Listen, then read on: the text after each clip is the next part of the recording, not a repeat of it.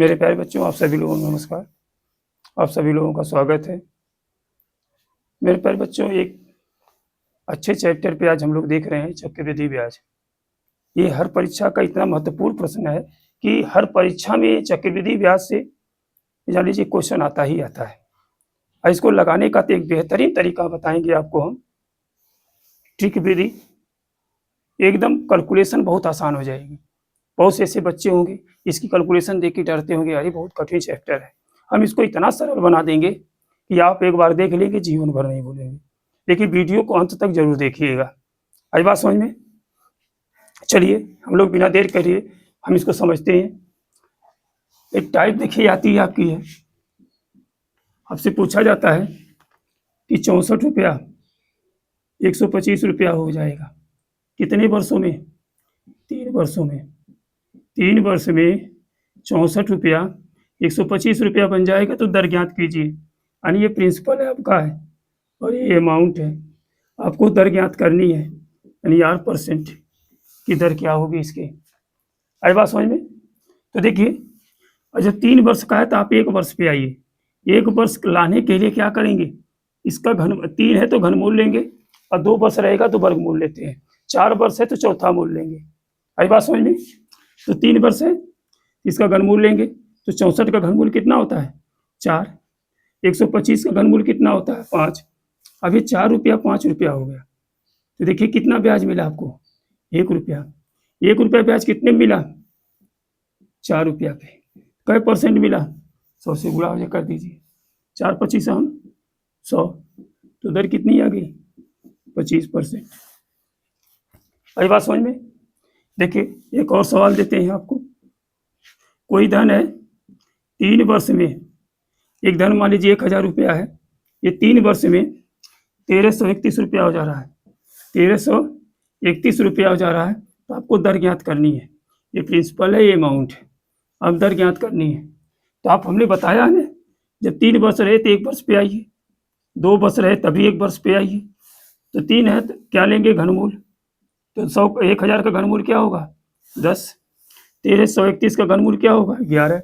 अब 10 रुपया पे ब्याज कितना मिल रहा है? 1 रुपया, क्योंकि 10 रुपया 11 रुपया हो रहा है। तो दर क्या होगी? 1/10 गुणे 100, 0 0 कट जाएगा, नहीं 10%। दर क्या आ जाएगी? 10% आ जाएगी। अभी बात समझ में? अगर यही आपको कह दे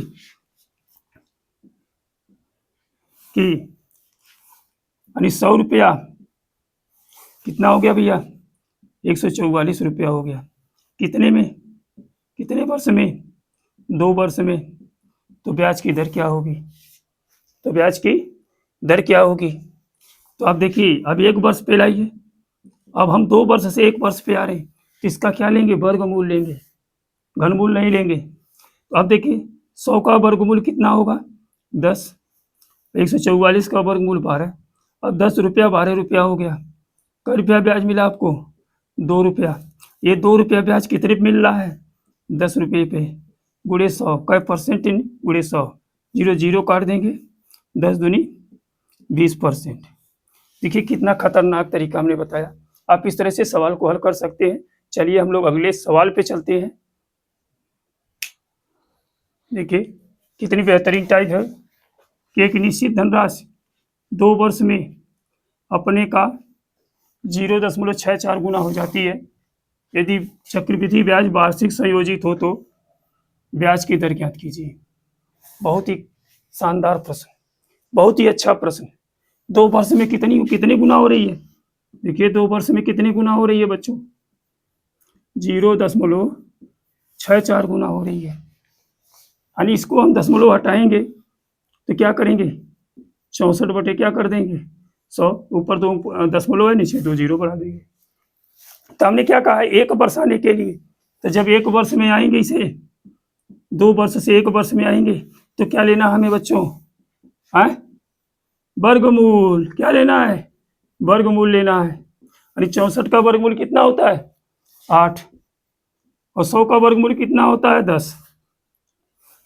तो 8 बटे क्या हो गया? 10।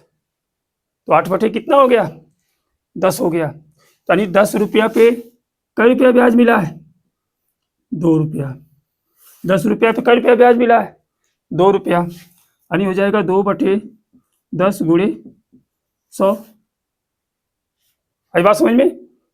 तो 0 से 0 हम कैंसिल कर देंगे, 10 दूनी 20%। तो दर क्या इसकी आ जाएगी? 20%, जो कि ऑप्शन नंबर कितना सही है? 2।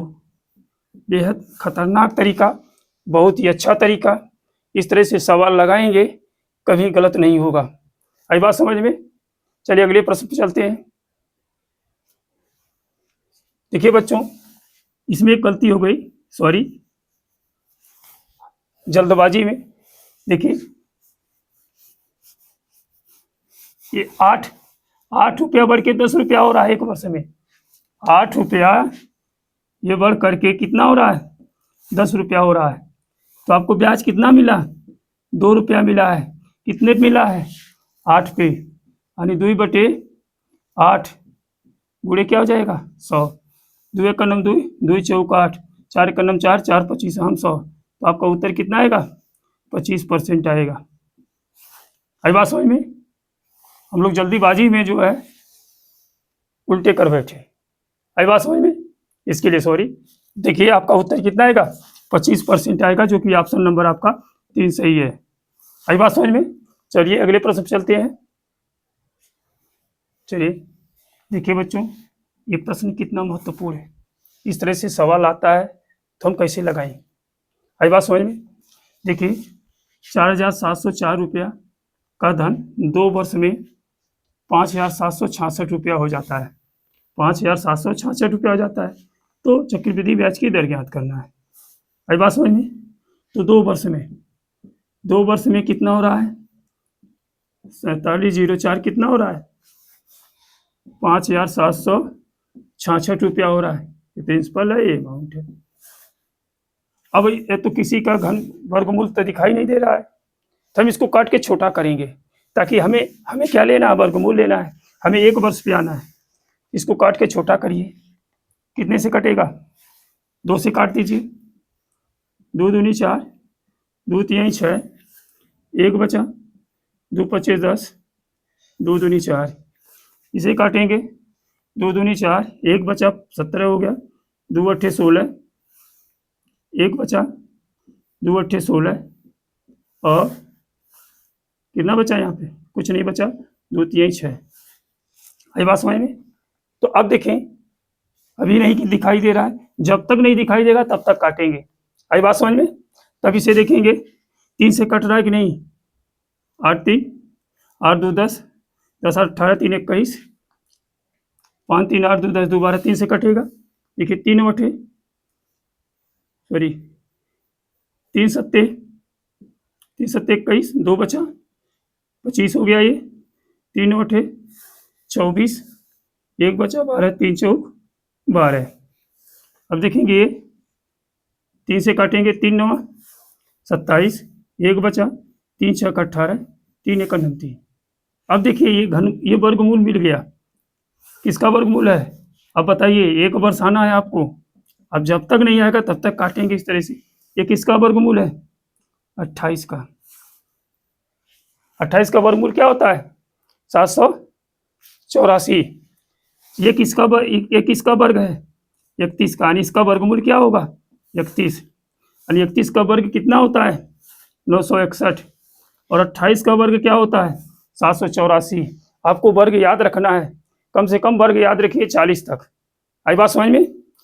चलिए अब 28 रुपया पे बढ़ के 31 रुपया हो रहा है, तो कितने रुपया का ब्याज मिल रहा है? 3 रुपया का। 28 2 30, 1 31, यानी 3 रुपया का ब्याज मिल रहा है। अब ये 3 रुपया का ब्याज किस पे मिल रहा है? 28 पे मिल रहा है। तो गुणे 100, कै परसेंट? गुणे 100। 4 सते 28, 4 सते 28, 4 25 हम 100, 25 तिया 75/7%। या इसी आ जाएगा 10 सही 5/7%। आई बात समझ में? बहुत ही खतरनाक प्रश्न है। अगर इस तरह से प्रश्न जब भी आएंगे, 2 वर्ष का रहेगा तो काट करके इस तरह से हम उसका वर्गमूल निकालेंगे। अगर 3 वर्ष का रहेगा तो इसी तरह से हम काट कर उसका घनमूल लेते हैं। एकदम लगाने का तरीका बेहतरीन है। इस तरह से कैलकुलेशन आपका कम हो जाएगा। ठीक, चलिए अगले प्रश्न पे चलते हैं। देखिए बच्चों, ये देखिए एक से बढ़ के एक प्रश्न हम आपको लेके आए हैं। किसी प्रश्न में कोई कमी नहीं है, बशर्ते आप उसको लगाइए, प्रैक्टिस करिए। इस तरह के सवाल आपको परीक्षाओं में जरूर देखने को मिलेंगे।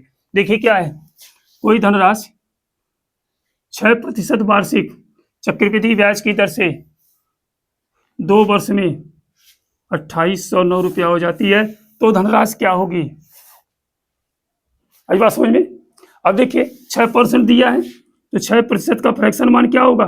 6/100 करेंगे, 2/3 6 और 2 50 हम 100 होगा, यानी 3/50। आई बात समझ में?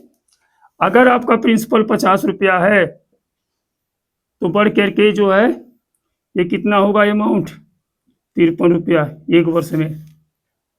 लेकिन हमें 2 वर्ष का ज्ञात करना है। हमें 2 वर्ष में हो राशि इतना हो रही है, तो अब 2 वर्ष हो रही है, इसका क्या कर दीजिए? वर्ग कर दीजिए। आई बात समझ में? तो 53 का वर्ग कितना होता है? देखिए 53 गुणे 53, 3 तिरिक 9, 5 तिहाई 15, फिर 5 तिहाई 15 एक 5 हासिल 1 हो जाएगा, 5 25, 25 1 26, जोड़ दीजिए 9, 5 5 10 के 0 हासिल 1, 6 1 7 1 8 और 2। देखिए इसका वर्ग करेंगे तो कितना आएगा? 2809 आ रहा है, 2809 आया इसका वर्ग।